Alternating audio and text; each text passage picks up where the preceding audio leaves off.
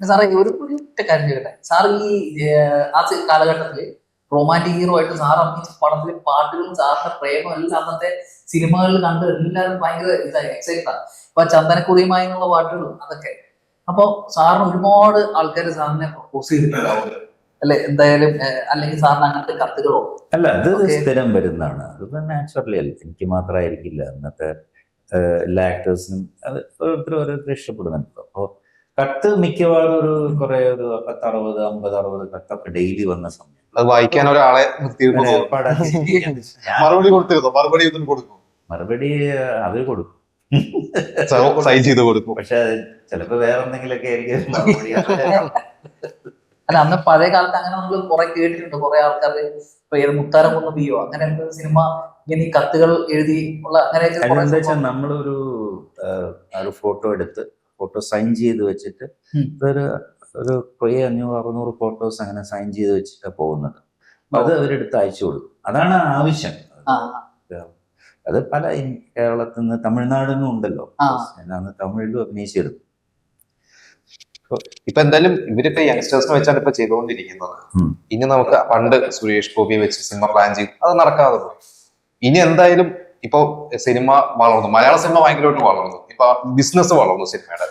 അപ്പൊ ഇനി അങ്ങനെയൊക്കെ പ്ലാൻ ചെയ്യാലോ അല്ലെ? തീർച്ചയായിട്ടും ഉണ്ട്. ഇനി കുറച്ചും കൂടി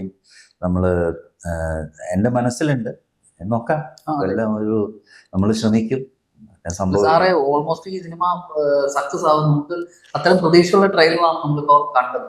അപ്പൊ നെക്സ്റ്റ് സാർ ഇപ്പൊ ഈ പടം അടുത്തൊരു പടം സാർ ഇപ്പൊ പ്ലാൻ ചെയ്യുന്നുണ്ട്, അല്ലെങ്കിൽ ഞാൻ ഇത് കഴിഞ്ഞിട്ട് അടുത്തൊരു പടം അങ്ങനെ ഒരെണ്ണം പ്ലാനിങ്ങിലുണ്ട്? പ്ലാനിങ്ങിൽ ഇപ്പൊ ഒന്നുമില്ല. സ്റ്റോറിയൊക്കെ ഇങ്ങനെ കേട്ടിട്ടുണ്ട്, പക്ഷെ അതെങ്ങനെ വർക്കൗട്ട് ചെയ്ത് വരുന്നൊന്നും അറിയില്ല. നോക്കാം. ഞാൻ ഈ ഒരു ഇറങ്ങട്ടെ. ഇറങ്ങിയിട്ട് മാത്രം മനസ്സിൽ അതേ ഉള്ളൂ. സബ്ജക്ട് ആദ്യം വന്ന് പിന്നീട് കാസ്റ്റിംഗിലേക്ക് ചിന്തിക്കുന്നതാണ്. അത്രേ ഉള്ളൂ. സബ്ജക്ട് നമ്മൾ നോക്കിയിട്ട് ഒരിക്കലും ഒരു ആർട്ടിസ്റ്റിന്റെ മനസ്സിൽ കണ്ടൊരു സബ്ജക്ട് ഇല്ല. ഞാൻ തിയറിക്ക് വന്നപ്പോഴും ഞങ്ങൾക്ക് ബിക്കോസ് ആർട്ടിസ്റ്റ് കുറവാണെന്ന് ഈ സിനിമയിൽ എനിക്കറിയില്ല. ഞാൻ അതുകൊണ്ടാണ് ഇത് വിഷ്വലി കുറച്ച് നന്നാക്കാൻ വേണ്ടിയിട്ടുള്ള ശ്രമം നടത്തുന്നത്. ഇപ്പൊ സിനിമ തിയേറ്ററിൽ വന്ന് ഓഡിയൻസ് കാണുമ്പോൾ അവരാദ്യം എന്ത് പറയുന്നു അതാണല്ലോ പിന്നീട് സിനിമയുടെ ഒരു സക്സസിലേക്ക് പോകുന്നത്. അപ്പോൾ നമ്മൾ നന്നായിട്ട് ചെയ്താൽ തീർച്ചയായിട്ടും അതിനൊരു പ്ലസ് പോയിന്റ് ഉണ്ടായിരിക്കും, ഒരു വിജയം ഉണ്ടായിരിക്കും എന്നാണ് ഞാൻ വിചാരിക്കുന്നത്. പിന്നെ പണ്ട് നേരത്തെ ചക്രത്തിനെ കുറിച്ച് പറഞ്ഞ പോലെ A സെന്റേഴ്സിൽ ക്ലിക്ക് ആവാതെ പിന്നീട് B സെന്റേഴ്സിൽ ഇപ്പൊ നടക്കില്ല. അത് ഞാൻ പറയുന്നു. ഇപ്പൊ ഒറ്റ വൈകിട്ട് റിലീസേ ഉള്ളൂ. അപ്പൊ ക്ലിക്ക് ആവണമെങ്കിൽ വേറൊരു കാര്യമുണ്ട്. അന്ന് മൗത്ത് ടോക്ക് എന്ന് പറയുന്നത് പതുക്കെ പോകും. അന്ന് 10 പേര് കണ്ട് പറഞ്ഞ് മഞ്ഞിലൊരിഞ്ഞ പൂക്കൾ എനിക്ക് ഓർമ്മയുണ്ട്. 4 പേരായിരുന്നു തിയേറ്ററിൽ ഞാൻ പോകും. 4th ഡേ അപ്പൊ തിയേറ്റർ ഓണറും പറഞ്ഞ് ഈ പടം നിൽക്കില്ല, ഇത് ഈ ആഴ്ച മാറുന്നു പറഞ്ഞു. പക്ഷെ ആ പടം അവിടുന്ന് പതുക്കെ കയറി അങ്ങനെ വലിയ ഹിറ്റായി മാറി. അപ്പൊ ചില സിനിമകൾ അങ്ങനെയാണ്.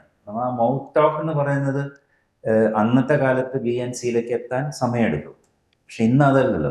ഇന്നൊരു പടം ഇറങ്ങി അടുത്ത ദിവസം സോഷ്യൽ മീഡിയയിലൂടെ എല്ലാവരും പറഞ്ഞു നിങ്ങൾക്ക് എല്ലായിടത്തും അതിന്റെ റിസൾട്ട് കാണാൻ പറ്റും. So Irika, it is releasing on March 6th. Yes. So will you continue Malayalam? Of course, yes. Are you getting offers?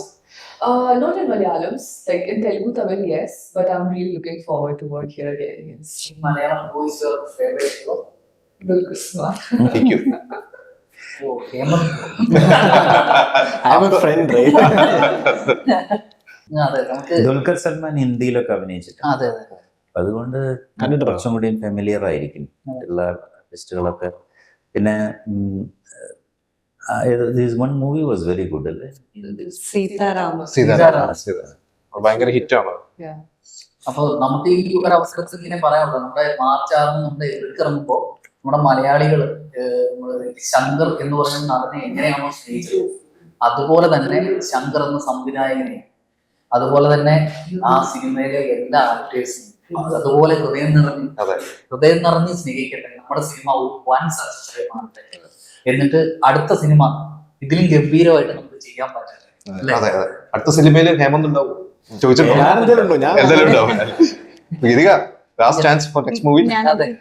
ഞാനും എന്തായാലും ഉണ്ടാവും അല്ലേ അമ്മ വേഷം എല്ലാവരും പ്രാർത്ഥിക്കണം അല്ലെ ഇപ്പോഴാണെങ്കിൽ അമ്മ വേഷങ്ങൾ സിനിമയിൽ കുറഞ്ഞു വരുന്ന സമയം അല്ല ജസ്റ്റ് അത് കാണുമ്പോൾ പറഞ്ഞു ഞാൻ അമ്മ വേഷം ചെയ്തു എന്ന് മാത്രമേ ഉള്ളൂ, എനിക്ക് അത്ര പ്രായമില്ല. ചേച്ചി എന്ന് വിളിച്ചോണ്ടാണ് ചേച്ചി ഒന്നും വിളിക്കുന്നു വേണ്ട. സാർ അത് ഓഡിയൻസിനോട് പറയാനുള്ളത് സാറേ അപ്പൊ എല്ലാം നമ്മുടെ സാറിന്റെ പ്രേക്ഷകരോട് അല്ലെങ്കിൽ സാറിന് ഇഷ്ടം ഒരുപാട് പേരുണ്ട്, അതുകൊണ്ട് ഒരുപാട് ജനറേഷൻ ഉണ്ട് ജനറേഷൻ അവരോട് എനിക്കൊരു കാര്യം പറയാനുണ്ട്, സിനിമ തിയേറ്ററിൽ തന്നെ പോയി കാണണം. ബിക്കോസ് തിയേറ്റർ തിയേറ്റർ എക്സ്പീരിയൻസ് ഉള്ള ഒരു സിനിമയായിരിക്കും. ബിക്കോസ് ഇത്തരം സിനിമകൾ വിജയിച്ചാൽ മാത്രമേ എനിക്കും ഒരു നിലനിൽപ്പുള്ളൂ, കൂടുതൽ നല്ല നല്ല സിനിമകൾ ചെയ്യാനൊക്കെ സാധിക്കുള്ളൂ. അപ്പോൾ തീർച്ചയായിട്ടും സിനിമ തിയേറ്ററിൽ പോയി കാണാം. All the best. Thank you.